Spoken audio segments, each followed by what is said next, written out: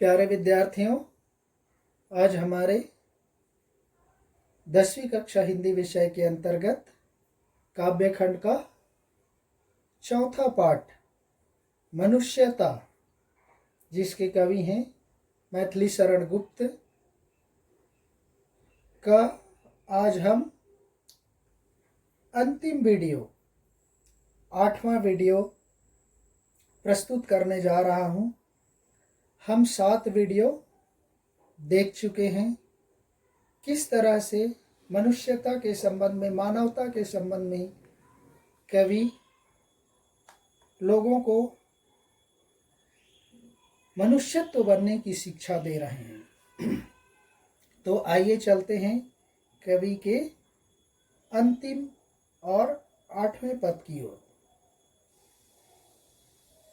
चलो अभिष्ट मार्ग में सहर्ष खेलते हुए, विपत्ति विघ्न जो पड़े उन्हें ढकेलते हुए, घटे न हेल मेल, हाँ बढ़े न भिन्नता कभी, अतर्क एक पंथ के सतर्क पंथ हों सभी, तभी समर्थ भाव है कि तारता हुआ तरे, वही मनुष्य है कि जो मनुष्य के लिए मरे। देखिए साथियों, चलो अभिष्ट मार्ग में सहर्ष खेलते हुए, हमने पिछले वीडियो में भी बार बार बताया है, हमारे इस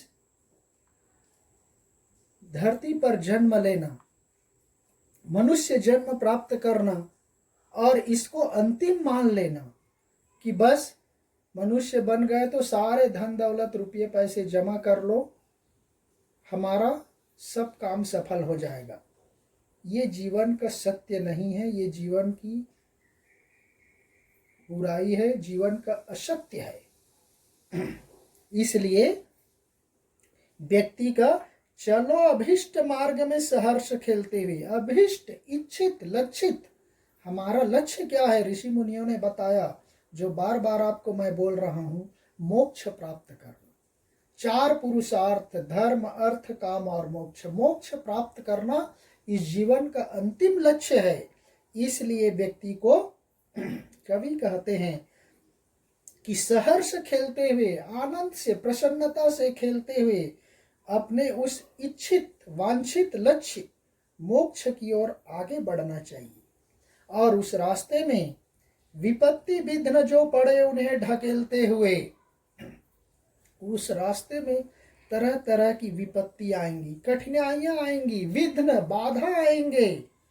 उन सभी विपत्तियों को, बाधाओं को, संकटों को, मुसीबतों को पार करते हुए आगे बढ़ना है, क्योंकि किसी का जीवन ऐसा नहीं रहा कि वह कष्ट में बीता ना हो। हर कोई महापुरुष होते हैं, संत होते हैं, उनका जीवन कष्ट में ही व्यतीत होता है और कष्ट पा करके ही वह मोक्ष को प्राप्त करता है। कहा जाता है ना, कुंदन आग में जल करके ही शुद्ध होता है, अर्थात सोने को आग में जला करके ही कुंदन बनाया जाता है। तो उसी तरह से व्यक्ति का जीवन में यदि कष्ट नहीं है, उसके रास्ते में मुसीबत नहीं है, तो वह जीवन ही क्या है। धार के विपरीत जाकर देखिए, जिंदगी को आजमा कर देखिए, आंधियां खुद मोड़ लेंगी रास्ता, एक दीपक तो जला कर देखिए। तो साथियों, हमारे जिंदगी में बहुत सारे कष्ट आएंगे, मुसीबत आएंगे, बाधाएं आएंगी। इसीलिए कहा जाता है साथियों, एक पत्थर तबीयत से उछालो, देखो वह कहां तक जाता है। तो हमारे रास्ते में जो भी मुसीबत आएंगी उस सबको पार करते हुए, ढकेलते हुए, लेकिन उसमें घटे न हेल मेल, हाँ वह कहने लगते आपस में हेल मेल, मेल मिलाप, मेल जोल, भाईचारा की भावना है, कभी घटना नहीं चाहिए, कभी कम नहीं होना चाहिए। बढ़े न भिन्नता कभी, कभी आपस में भिन्नता नहीं होनी चाहिए, भेदभाव नहीं होना चाहिए, दुराव नहीं होना चाहिए, डिस्टेंस नहीं होना चाहिए। हेल मेल मेल मिलाप बढ़ते ही रहना चाहिए और सबको एक साथ मिल करके अपने उस इच्छित मार्ग की ओर सहर्ष आगे बढ़ना चाहिए। इस तरह अतर्क एक पंथ के सतर्क पंथ हों सभी। हम अब अपने इस जीवन रूपी रास्ते पर चल रहे हैं, वह तर्क रहित है। अतर्क तर्क से परे है कि हम उस पर वाद विवाद नहीं कर सकते कि व्यक्ति मरता क्यों है, जीता क्यों है, समय क्यों चलता है, सूर्य रोज उदय क्यों होता है, रात्रि रोज होती क्यों है। इस तरह के तर्क वितर्क करने से कोई फायदा नहीं है। इस रहस्य को किसी ने आज तक मिटा नहीं पाया, बदल नहीं पाया। अंततः उसको उस प्रकृति के नियम के अनुसार ही जीना पड़ता है और उसके अनुसार ही मर जाता है। इसलिए साथियों, यह रास्ता, पंथ मीन्स रास्ता, अतर्क, तर्क से रहित है, तर्क से परे है। इस पर वाद विवाद नहीं करना है, उस पर व्यर्थ में समय नष्ट नहीं करना है तर्क वितर्क करके। सतर्क पंथ हो चली हो सभी। हम उस रास्ते पर एक सावधान यात्री की तरह, एक सतर्क पंथी की तरह आगे बढ़ते ही चलते जाना है। चरमेति, संस्कृत में एक श्लोक है, चरमेति चरमेति प्रचलामः निरंतरम विद्युताम मरुताम कोपः सिंहानाम चापी गर्जनम। अर्थात किसी भी हालत में चलते जाओ, चरमेति चरमेति निरंतर, लगातार। विद्युताम मरुताम कोपः सिंहानाम, विद्युत बिजली चमकती रहे, हवाएं आंधी तूफान चलती रहें, सिंह की तरह बादल की गर्जना गरजते रहे, तो पर भी हम अपने रास्ते से कभी विचलित नहीं होना है। हमारा जो लक्ष्य है, उस लक्ष्य को प्राप्त करने के लिए चलते ही रहना है। जैसे हमें नदी सीख देती है, चलते रहना। हम 9वीं कक्षा के काव्य खंड में पढ़े हैं रामधारी सिंह दिनकर जी की कविता गीत अगीत, देखे होंगे।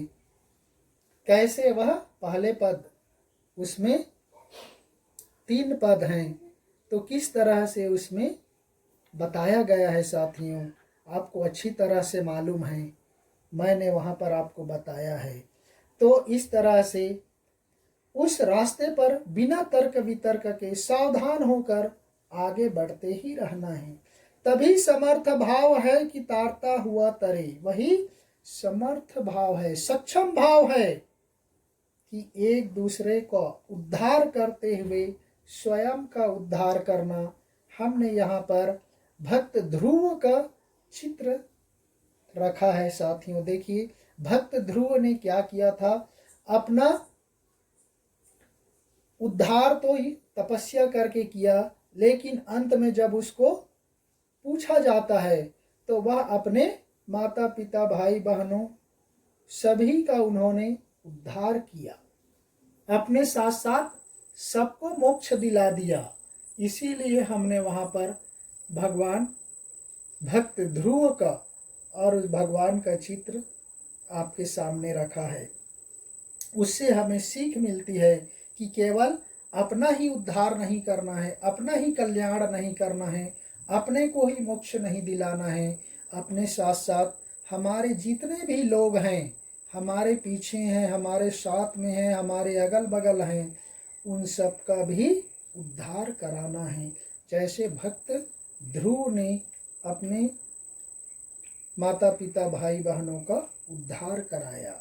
इसलिए कहते हैं तभी समर्थ भाव है कि तारता हुआ तरे। वही सक्षम भाव है, समर्थ भाव है कि अपना उद्धार करते करते दूसरों का भी उद्धार करना है, दूसरों का भी कल्याण करना है, दूसरों को भी मोक्ष दिलाना है। वही मनुष्य है कि जो मनुष्य के लिए मरे। वही पशु प्रवृत्ति है कि आप ही चरे। तो इसलिए वही सच्चा मनुष्य है, सच्चा इंसान है, जो दूसरे मनुष्य के लिए जीता और मरता है, अन्यथा वह उस पशु के समान है जो अपने आप खाता पीता और सो जाता है। ऐसा करने वाला व्यक्ति व्यक्ति नहीं होता, वह जानवर की श्रेणी में गिना जाता है, वह चौपायों की श्रेणी में गिना जाता है, और ऐसे करने वाले को हम मनुष्य नहीं कह सकते। केवल 2 हाथ 2 पैर हो जाने मात्र से कोई व्यक्ति मनुष्य नहीं होता, जब तक उसके कर्म अच्छे ना हो। तो इसलिए व्यक्ति को अच्छा कर्म करना चाहिए, अपने साथ साथ दूसरों का भी कल्याण करना चाहिए। वही सच्चा मनुष्य है, सच्चा इंसान है, जो दूसरे मनुष्य के लिए जीता और मरता है। तो इस तरह से एक मैं कबीर का दोहा प्रस्तुत करने जा रहा हूँ, सुन लीजिए। ऊंचे कुल का जन्मिया, जे करनी ऊंच न होई, सुबरन कलश सूरा भरा, साधु निंदा सोई।